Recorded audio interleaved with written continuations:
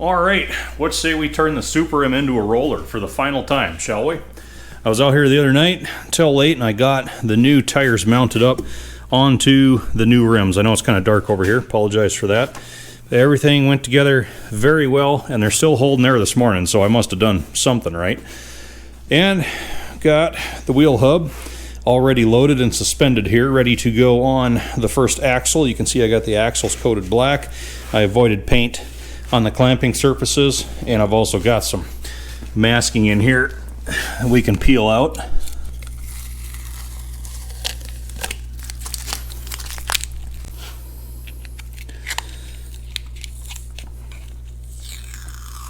And of course, masking on the corresponding wheel locks as well.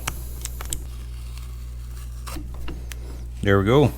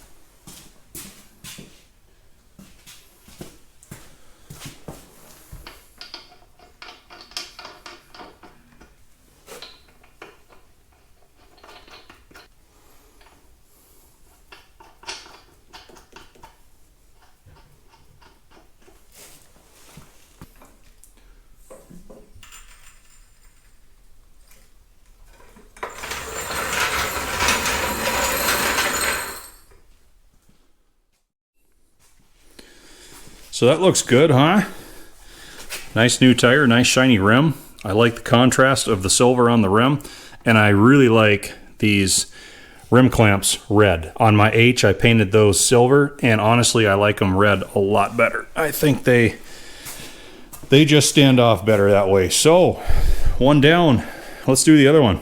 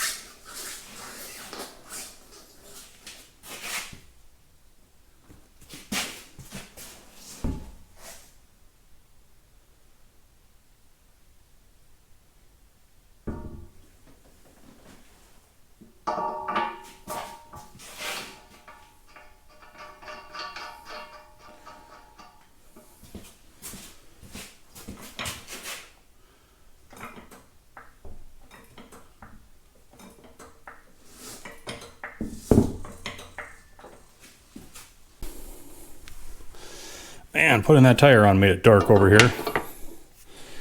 That's all right. Well, you can still see what we're doing a little bit.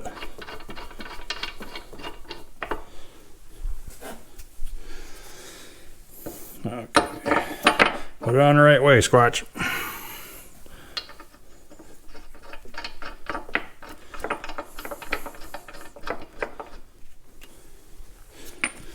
Just keep working our way around. Slide the lock on, thread the nut.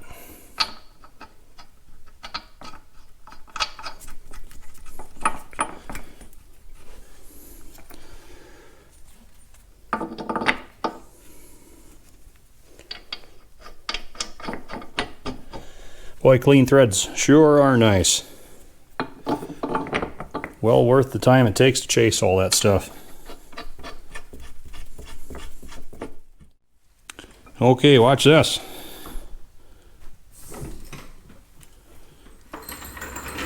Whew. Ladies and gentlemen, the Eagle has landed. Get that jack out of there. I tell you what, I can finally breathe again. I certainly prefer having that sitting on all four wheels, everything secured and tight, as opposed to jack stands, jacks, blocks, whatnot.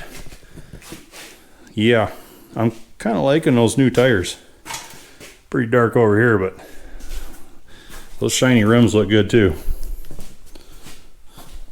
Liking it, like I said before, with that Norden aftermarket front axle and those non-IH front wheels, you lose a little bit of contrast not having the silver accent up there, but still, I think it's going to be all right.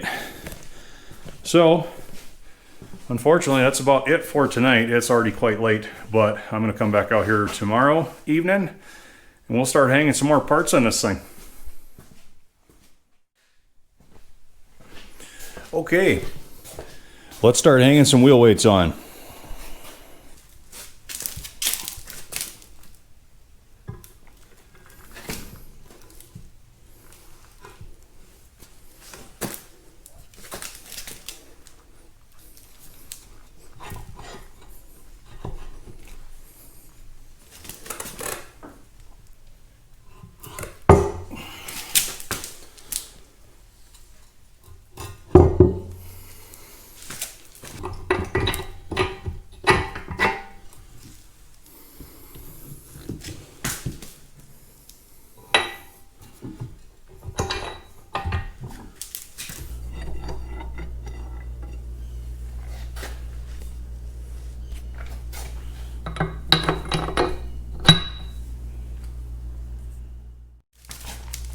All right, big and heavy round number 2. Having this long bar for lining up and for leverage sure makes this an easier process.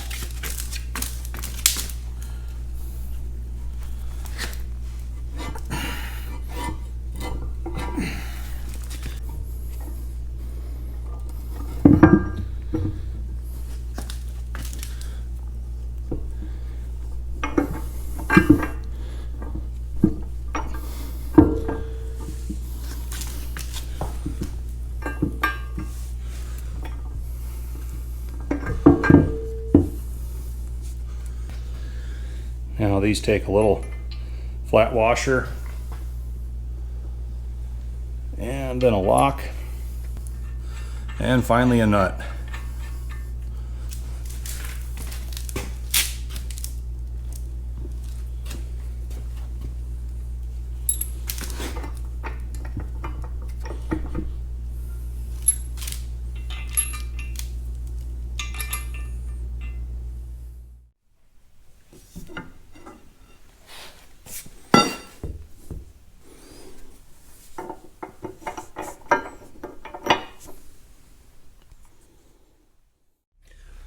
So those look good.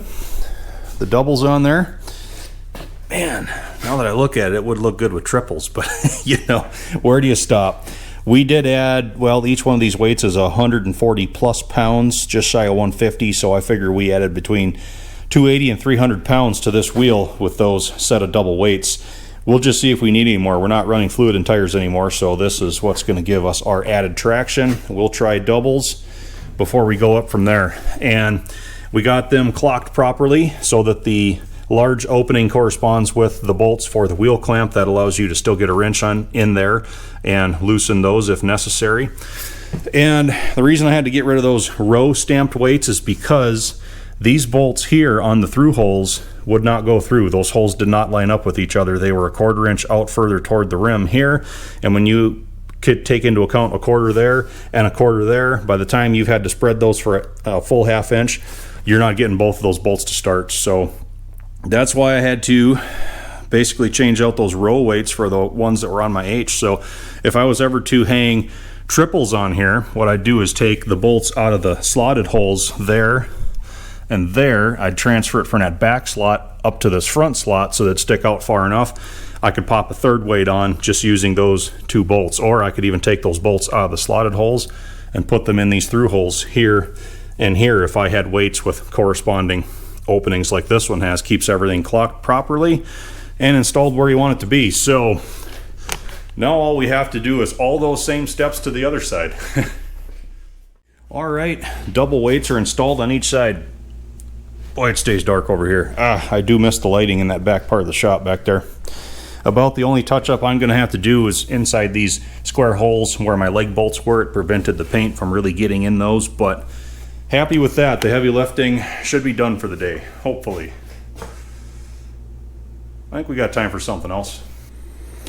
Let's do fenders. I'm trying to get this table cleaned out of here anyway, so we'll put fenders on, and I've got extension brackets for them. Reason being, without extension brackets, the fenders would just bolt right here and stand up about right there.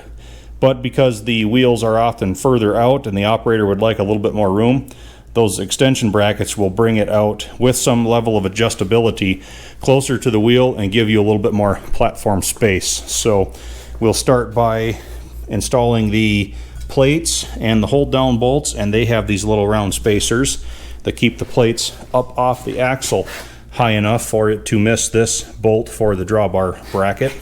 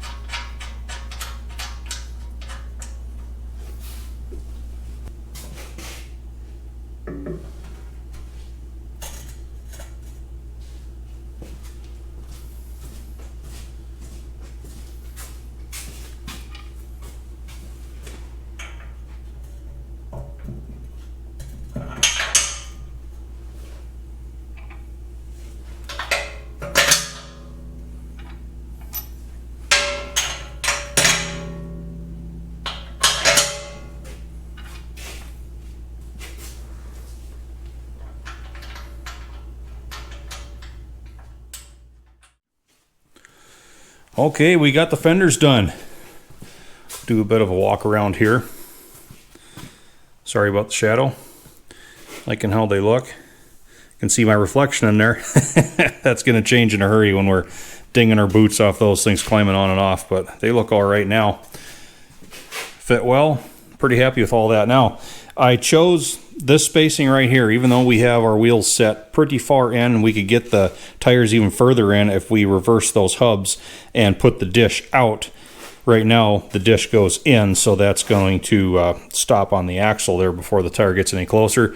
We're keeping this the way it is because it worked perfect for plowing and was also properly spaced to the front axle to keep those tires in line for running down a dead furrow. So we left that the way it was.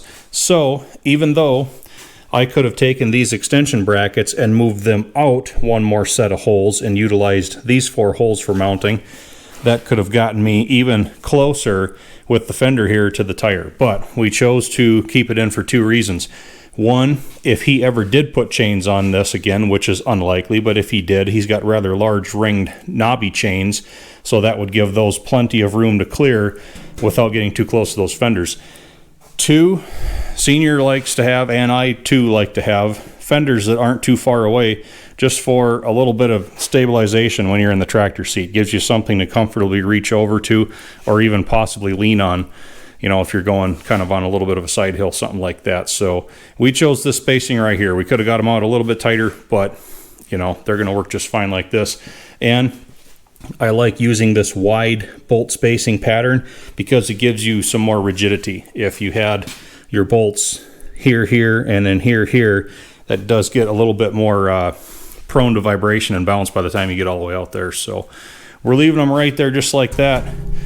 So that pretty much concludes the heavy lifting portion of the assembly here. Oh man, I'd like to have some triples on here, but just, all right, knock it off, Squatch. We're going to go with the doubles for now, see how that works out. So Senior said he was going to get busy with probably battery box and seat and get a lot of that stuff put on. He wanted to do that before we get the drawbar out here, you know, so you're not knocking your shins into it, stuff like that. So we're going to wrap the video right here. Thanks for watching, everybody. I don't even remember what part this is, but we're winding down. We've got quite a bit of that table cleaned off and a lot more left to go. So hope I just about made it through without messing up. Hope to see you guys back again.